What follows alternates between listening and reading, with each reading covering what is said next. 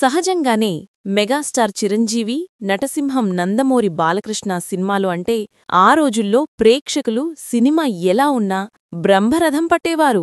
అలాంటి సమయంలో ప్రేక్షకులను ఉర్రూతలూగించిన ఈ సినిమాలు అంతిమంగా ఎలాంటి రిజల్ట్ తెచ్చుకున్నాయో ఈ వీడియోలో తెలుసుకుందాం. దేశోద్ధారకుడు 1986 సంవత్సరంలో నటసింహం నందమూరి బాలకృష్ణ హీరోగా, లేడీ అమితాబ్ బచ్చన్, విజయశాంతి హీరోయిన్గా సూపర్ డూపర్ కాంబినేషన్లో వచ్చిన ప్రతిష్ఠాత్మక చిత్రం దేశోద్ధారకుడు. సినిమా ఒక మాస్ ఫ్యామిలీ డ్రామా నేపథ్యంలో రూపొందిన బాలకృష్ణ చిరస్మరణీయ చిత్రాల్లో ఒకటి. వినోదం, సామాజిక సందేశం, నటుల పర్ఫార్మెన్స్ ఈ మూడింటినీ సమతుల్యంగా మేళవించిన విధానం మూవీని నిలకడగా నిలికింది.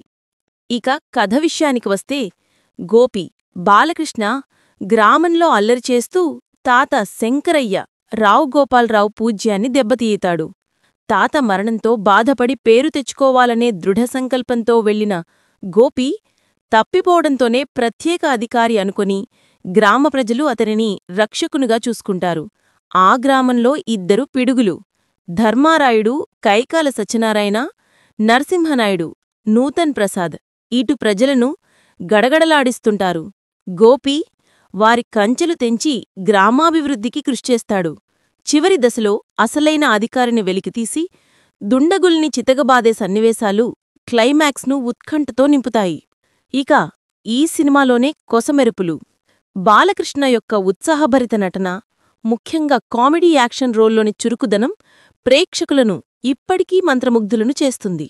విజయశాంతి పాత్ర గోపీ మార్పుకు ప్రేరణగా నిలవడం, రెండు భీకరమైన విలన్లను చెదలగొట్టే మైండ్ గేమ్స్ చిత్రానికి బలం చేకూర్చాయి. దర్శకుడు ఎస్.ఎస్. రవిచంద్ర టోన్ను సరదాగా మొదలుపెట్టి రెండోవార్ధంలో మాస్ యాక్షన్ మరియు సందేశాత్మక ఎమోషన్లతో రఫ్ షిఫ్ట్ ఇస్తాడు. చక్రవర్తి సంగీతం, బంగారుపల పాటతో పాటు నేపథ్య సంగీతంలో గ్రామీణ వాతావరణాన్ని అద్భుతంగా పట్టిచూపుతుంది. పోరాట దర్శకుడిగా జూడోరత్నం రూపొందించిన చివలి ఫైట్ సీక్వెన్స్ సినిమాకు మేజర్ ఆకర్షణ. ప్లస్ పాయింట్లేమిటంటే, ఊడిగాలం మసాలా, సుధాకర్ కామెడీ ట్రాక్లు కళ్లముందు నవ్వులు తెచ్చిస్తాయి.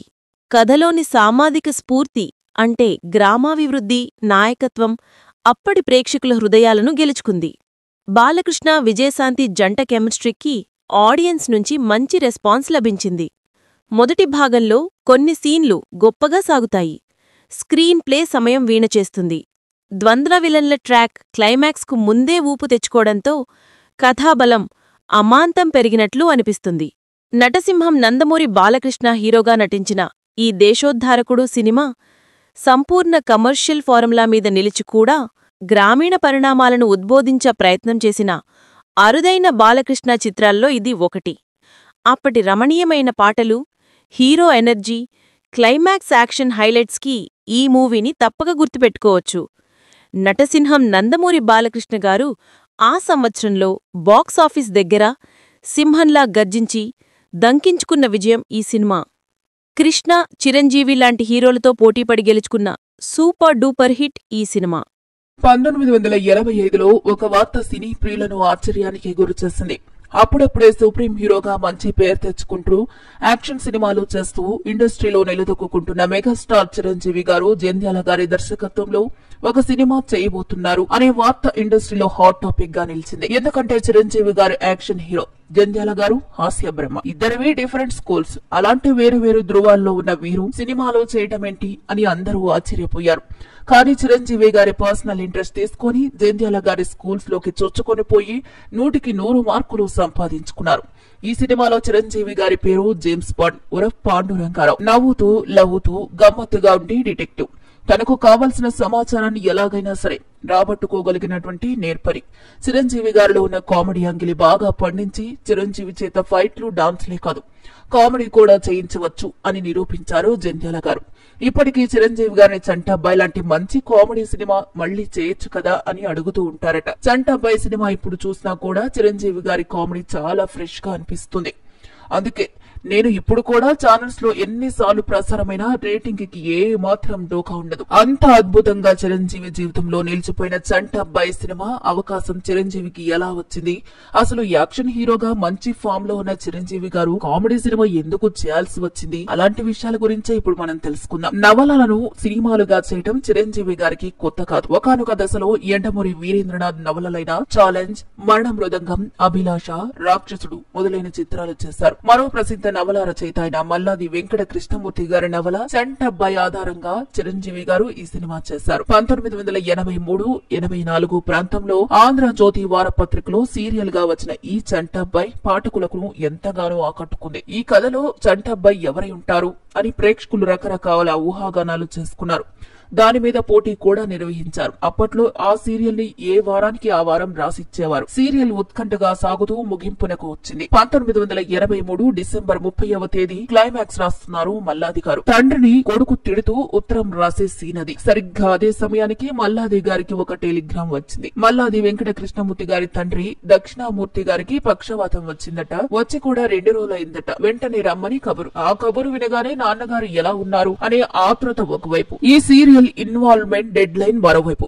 అది కూడా తండ్రిని తిడుతూ రాయాల్సిన సన్నివేశం. ఇక అప్పుడు ఆ రచయిత వ్యధ ఇలా ఉంటుందో ఊహించుకోవచ్చు. అందుకే అప్పటి వరకు నవ్వులు పూలు పోయించిన సీరియల్ క్లైమాక్స్ అంతా హృదయ విదారకంగా వచ్చింది. ఇది ఆ నవల వెనకాల ఉన్న కథ. ఈ సీరియల్ ని సినిమాగా తీస్తే బాగుంటుంది అని చాలా మంది పాఠకులు ఆశపడ్డారట. కొన్ని రోజుల తర్వాత చిరంజీవి జంధ్యాల గారి కాంబినేషన్ లో చంటబ్బాయి సినిమాగా వస్తుంది అనే వార్త వచ్చింది. మద్రాస్ సవేరా హోటల్లో ఈ చిత్ర కథార చర్చలు జరిగాయి. శరవేగంతో ఈ సినిమాని స్క్రీన్ పైన సిద్ధం చేశారు దర్శకుడు జంధ్యాల గారు. జేమ్స్ బాండ్ సిరీస్ మాదిరిగానే అప్పట్లో పింక్ పాంథర్ అనే కామెడీ థ్రిల్లర్ సిరీస్ కు కూడా మంచి ఆదరణ ఉండేది. 1984లో పింక్ పాంథర్ తో మొదలైన ఈ సిరీస్ 1992 వరకు కొనసాగింది. పింక్ పాంథర్ తో తోచిన అన్ని సినిమాలు కూడా సూపర్ డూపర్ హిట్ అయ్యాయి. ఈ సినిమాలో హీరో పీటర్ సెల్లర్స్, దర్శకుడు బ్లాక్ ఎడ్వర్డ్స్. ఈ సినిమాలో హీరో ఒక పోలీస్ డిటెక్టివ్. క్యారెక్టరైజేషన్ మొత్తం ఫన్నీగా సాగుతుంది. ఈ సినిమా అంటే జంధ్యాల గారికి చాలా ఇష్టమట. దీనిలోని సెకండ్ సిరీస్ లో ఏ షాట్ ఇన్ ద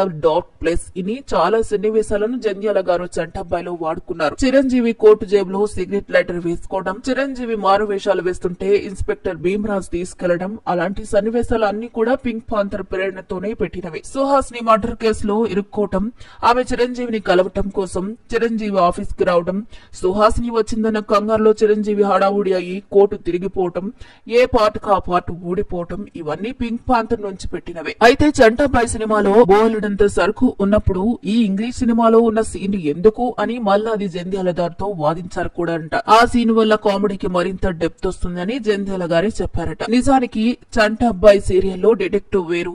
చాలా మంది పాఠకులు ఆ డిటెక్టివ్ ఏకదంతమే చంటబ్బాయి అవుతారు అని పోటీలలో రాశారట. కానీ మల్లాది గారు పాఠకుల అంచనాలను తారుమారు చేస్తూ కొత్త ముగింపు ఇచ్చారట. నవలలో అయితే పాఠకులు ఊహించని ముగింపు ఇవ్వటం బానే ఉంటుంది, కానీ సినిమాలో విషయంలో ప్రేక్షకులు ఊహించిన ముగింపు ఇవ్వడమే న్యాయం. అందుకే జంధ్యాల గారు చివరి నిమిషంలో చంటబ్బాయి ముగింపుని మార్చి చిరంజీవిని చంటబ్బాయిని చేశారు. ముందు నవలలో ఉన్న ముగింపును ప్లాన్ చేశారు జంధ్యాల. ఆ చంటబ్బాయి పాత్రని కమల్ హాసన్ చేత చేయించాలి అనుకున్నారు. ఆయనకి ₹1,00,000 పారితోషికం ఇచ్చి ఒక్కరోజు షూటింగ్ కోసం ఏర్పాటు కూడా చేశారు. దానికోసం ప్రత్యేకమైన మాటలు కూడా రాసుకున్నారు జంధ్యాల గారు. కానీ ఆఖరి నిమిషంలో తన ఆలోచన మార్చుకుని ముగింపు మార్చి చిరంజీవి గారిని చంటబ్బాయిని చేశారు. అక్కినేని నాగేశ్వరరావు గారితో అమరజీవి సప్తపది చిత్రాలను నిర్మించిన భీమవరపు బుచ్చిరెడ్డి ఈ చంటబ్బాయి సినిమాకి నిర్మాత. మద్రాస్ లోని టీ నగర్ లో అన్నపూర్ణ నివాసం. 1986 డిసెంబర్ 14వ తేదీన ఈ చంటబ్బాయి సినిమా షూటింగ్ ప్రారంభమైంది. I1 అని చిరంజీవి సుహాసినితో అంటే ఏంటి అని ఆమె అడుగుతుంది. ఈ కేసులో మనం గెలిచాము అని చిరంజీవి చెప్పడాన్ని ముహూర్తపు షాట్ గా చిత్రీకరించారు. దర్శకుడు రాఘవేంద్రరావు గారు ఈ సన్నివేశానికి క్లాప్ కొట్టారు. సుప్రసిద్ధ హాస్య నటుడు అల్లు రామలింగయ్య గారి తనయుడు అల్లు అరవింద్ ఈ చిత్రంలో ఒక గమ్మత్తైన పాత్ర పోషించారు. చిరంజీవి ఈ చిత్రంలో డిటెక్టివ్. ఎప్పుడు అప్రమత్తంగా ఉండాలి. తను అలా ఉండాలంటే ఎప్పుడు హెచ్చరిస్తూ ఉండడానికి ఒక మనిషికి జీతం ఇచ్చి మరీ పెట్టుకుంటారు చిరంజీవి. ఆ వ్యక్తే అల్లు అరవింద్. ఇతగాడు బాస్ మీద ప్రేమ ఎక్కువై కొంచెం అతిగా చేస్తూ ఊహించని సందర్భాల్లో అనవసరమైన సందర్భాల్లో ప్రత్యక్షమైపోయి చిరంజీవి మీద పడిపోయి కొట్లాడి తన డబ్బులు తీసుకుపోతూ ఉంటాడు. ఎదురు డబ్బులు ఇచ్చి మరీ కొట్టించుకున్నట్లు ఉంటుంది చిరంజీవి గారి పరిస్థితి. ఈ పాత్రలో అల్లు అరవింద్ గారు ప్రేక్షకులను కడుపుబ్బా నవ్వించారు. అల్లు రామలింగయ్య గారి తగిన తనయుడు అనిపించుకున్నారు. చిరంజీవి గారికి అల్లు అరవింద్ గారికి మధ్య ఉన్న కామెడీ ఫైట్ ప్రేక్షకులను ఎంతగానో అలరించింది. ఆ తర్వాత అల్లు అరవింద్ గారు తనలో ఉన్నటువంటి నటుడిని పక్కన పెట్టేసి నిర్మాతగానే ఎదిగిపోయారు. లేకపోతే ఈ పాటికి ఆయన ఒక పెద్ద హాస్య నటుడిగా ప్రేక్షకాదరణ పొందేవారేమో. ఈ సినిమా కంటే ముందు ఆయన మగధీరుడు, విజేత, మగ మహారాజు చిత్రాల్లో నటించినప్పటికీ నటుడిగా మంచి గుర్తింపు తెచ్చిపెట్టింది. ఇక హీరోయిన్ విషయానికొస్తే దీంట్లో సుహాసిని వసపిట్ట లాంటి పాత్ర. అమ్మాయికి నోరు మూసుకోవడం తెలియదు, ఎప్పుడూ మాట్లాడుతూనే ఉంటుంది. చిరంజీవి సుహాసిని కాంబినేషన్ అప్పట్లో హిట్ పేర్ గా చెప్పుకున్నారు.